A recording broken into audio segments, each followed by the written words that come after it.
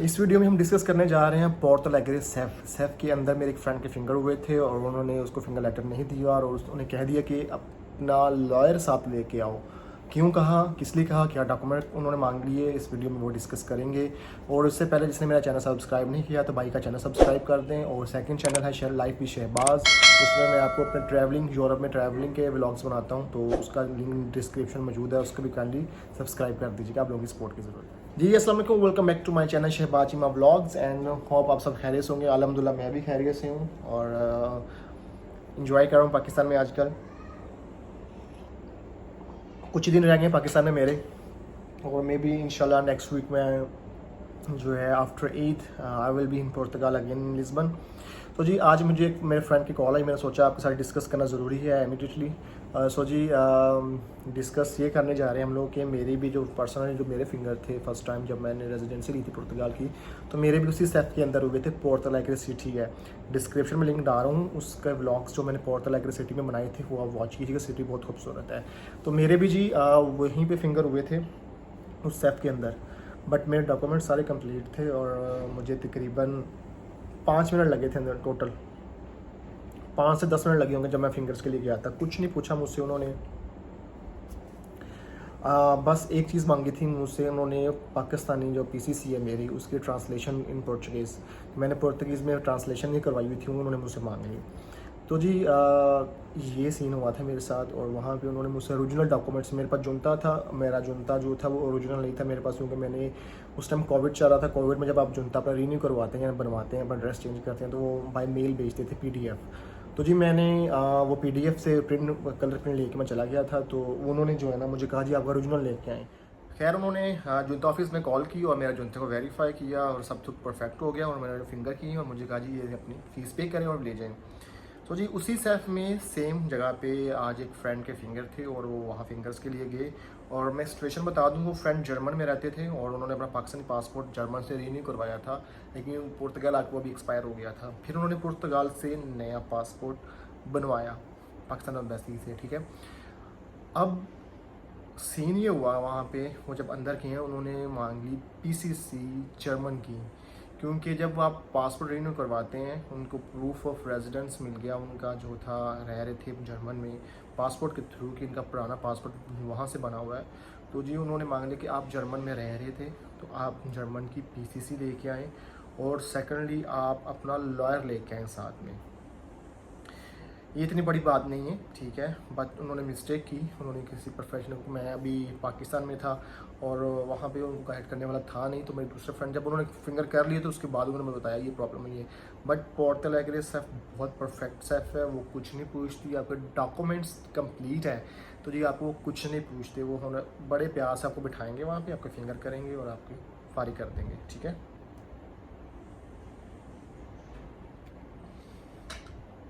आप लोगों के साथ बात करने का मकसद ये है कि अवेयरनेस दे रहा हूँ कि जब भी आपके जो फिंगर्स हैं, आप जब आप बायोमेट्रिक मिल जाती डेट आपको, आप फिंगर्स के लिए जाते हैं, तो किसी प्रोफेशनल से एक दफ़ा कंसल्ट कर लिया करें कि भाई हमारी प्रोफाइल, प्रोफेशनल मतलब ये नहीं कि आप किसी लॉयर के थ्रू ही जाएँ, आप किसी, जैसे आप मुझसे कंसल्ट कर सकते हैं, मुझसे पूछ लें, किसी ऐसे अपने दूसरे भाई से पूछ लें जिसको नॉलेज है इन चीज़ों के बारे में, आप उनसे पूछ सकते हैं भाई ये मेरी कंडीशन है, आपकी क्या राय है, मुझे ऐसा करना चाहिए कि नहीं करना चाहिए।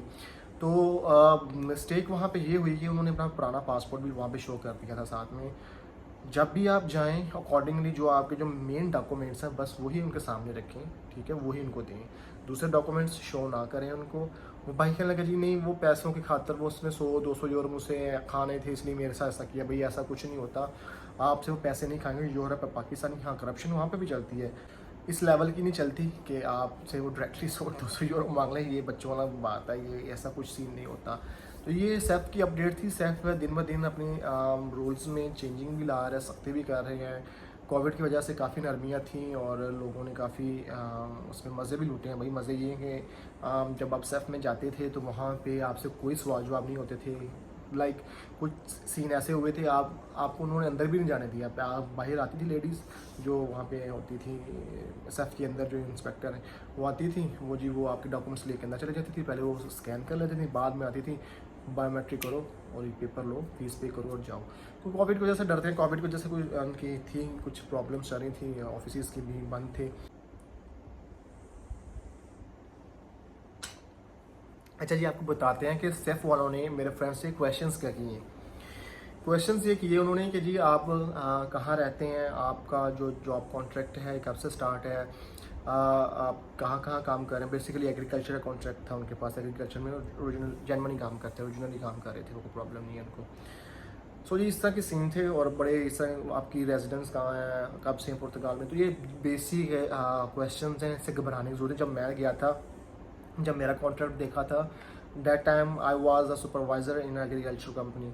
सो मेरे पास भी एग्रीकल्चर कॉन्ट्रैक्ट था, और मुझे पूछा उन्होंने कि भाई आप कहाँ जॉब करते हैं। अपनी एक पहला मैंने फारो में काम किया था, एक फारो सिटी बड़ा खूबसूरत है, वहाँ पे मैंने रेस्टबरी का काम किया था। उसी कंपनी ने फिर मुझे यहाँ से दूसरी सिटी भेज दिया, पेगोश में। मैंने ब्लॉग्स हैं, मैं डिस्क्रिप्शन में डाल रहा हूँ। पेगोश भी एग्रीकल्चर सिटी है, जिसको एग्रीकल्चर में काम करना है, अपनी फैमिली को सेटल करना है, वहाँ जा सकते हैं। बहुत कहने की काम सिटी है। और फारो भी अच्छा सिटी है, उसके ब्लॉग्स भी डिस्क्रिप्शन में डाल दूँगा, वो भी देख लीजिएगा आप। तो जी मेरे पास था, तो मैंने बताया भाई मैं पहले वहाँ पे काम किया। एग्रीकल्चर काम ऐसा है कि आपकी कंपनियाँ कॉन्ट्रैक्ट जब पकड़ती हैं बड़े बड़े, तो आप 6 महीने कहीं काम करते हो, 6 महीने कहीं करते हो, तो वो it's not a big deal. तो आप उन्हें एक्सप्लेन कर सकते हो। बेसिकली वो बंदे के पास सब वर्ड्स नहीं थे, ना वो इंग्लिश बोल सकता था, ना वो पोर्तुगीज़ बोल सकता था। तो इसकी वजह से उन्होंने कहा जी अपना लॉयर लेके आना। तो मैं आपको यही रिकमेंड करूँगा कि जो लोग जो इंग्लिश नहीं बोल सकते, जो पोर्तुगीज़ नहीं बोल सकते, तो काइंडली वो लॉयर के साथ लेके जाएँ। वो ज़्यादा नहीं, 100-150 फीस लेगा आपके साथ जाने की। कई लॉयर ज़्यादा भी लेते हैं भाई, ऐसा नहीं है। कुछ सस्ते लॉयर हमारे पास भी है, हम जैसे सस्ते, हम जो गरीब बंदे हैं वो सस्ते लॉयर्स के साथ काम करते हैं और सस्ते लॉयर से काम करवाते हैं। जिनको पैसा है भाई वो बड़े लॉयर्स, महंगे लॉयर्स भी ले जाते हैं। खैर वो जो महंगे लॉयर्स हैं वो होते हैं मोस्टली फ्रॉडी ही हैं, ठीक है। तो जिन्होंने काम अच्छा करना होता है अपनी प्राइस को कम रखते हैं। तो जी ये सीन था कि घबराने की बात नहीं है, लेकिन काइंडली आप जब जाएँ तो जब अपनी फाइल है, जो आपके डॉक्यूमेंट्स हैं, वो आप किसी अच्छे बंदे को जो जिसको नॉलेज इन चीज़ों के बारे में, एक दफ़ा उनसे कंसल्ट कर लें। भाई मेरे पास ये है, मेरे से कोई प्रॉब्लम तो नहीं होगी। मार्केट में लोग बैठे हुए हैं कंसल्टेंसी देने के लिए, वो 30 यूरो लेते हैं यार। अब आप एक यूरोप की रेजिडेंसी लेने जा रहे हो और आप अपनी फ़ाइल के कंसल्टेंसी के लिए 30 यूरो पे करके उससे अपनी फ़ाइल को सेट करवा लें, और उनसे पूछ लें भाई मेरी फाइल में प्रॉब्लम तो नहीं है, मुझे कोई और एडिशनल डॉक्यूमेंट चाहिए तो नहीं साथ में, तो ज़्यादा बेहतर है। इतनी बड़ी प्रॉब्लम है, अब बंदे ने 30 यूरो बचाने के लिए अपने, अब उसको अच्छा खासा पंगा डल गया ना।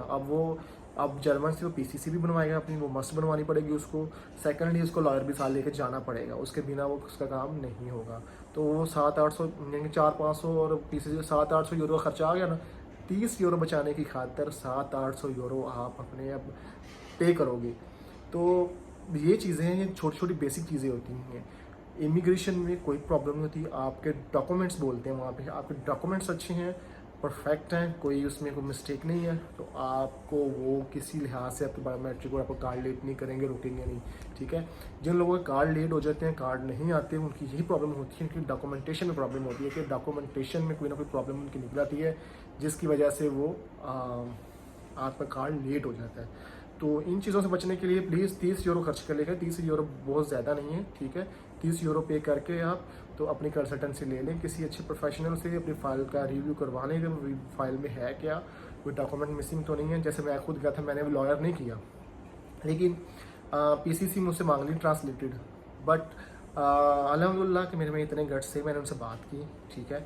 और खैर मैं पुर्तगीज़ भी बोल लेता हूँ बेसिक, और इंग्लिश में बात की मैंने उनके साथ। और जैसे उन्होंने मुझे कहा जी आप एक लेटर लिखेंगे, उस लेटर में हम आपको बताएंगे कि आपने ये वाले डॉक्यूमेंट्स हमें सेंड करने। बट मुझे पता था कि ट्रांसलेटेड पीसीसी मांग रहे हैं मुझसे।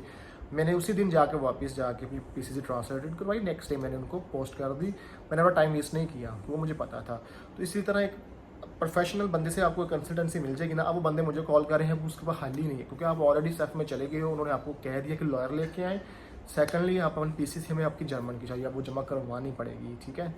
तो ये सीन है। इसका रीज़न ये होता है कि अगर आप किसी ऐसी कंट्री में रह रहे हैं जहाँ के आप रेजिडेंट हैं, 1 साल से ज़्यादा स्टे किया आपने, पुर्तगाल के अलावा या पाकिस्तान या इंडिया के अलावा आपने, जैसे मलेशिया में दुबई से लोग ट्रैवल करते हैं, कतर से करते हैं, मस्कत से करते हैं, दूसरी कंट्री से करते हैं। अगर उनको प्रूफ मिल जाता है कि आप दूसरी कंट्री पर रह के आए हैं, तो फिर वो उस कंट्री की भी जो पीसीसी होती है वो रिक्वायर्ड होती है कि आप वहाँ पर कोई क्राइम तो नहीं करके आए। तो काइंडली इस चीज़ से बचिएगा और बी केयरफुल रहें।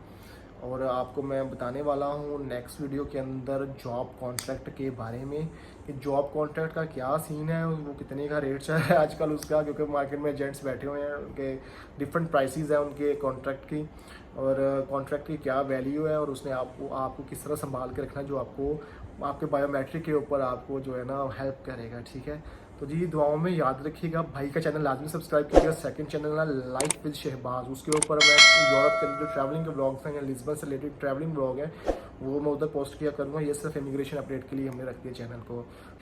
तो इसी तरह सपोर्ट करते रहिएगा अपने भाई को, दुआओं में याद रखिएगा। लाइफ विद शहबाज डिस्क्रिप्शन में उसका भी मैं सेकंड चैनल का भी लिंक डाल रहा हूँ, वो भी सब्सक्राइब कर दीजिएगा। ठीक है, दुआओं में याद रखिएगा। अल्लाह हाफिज़।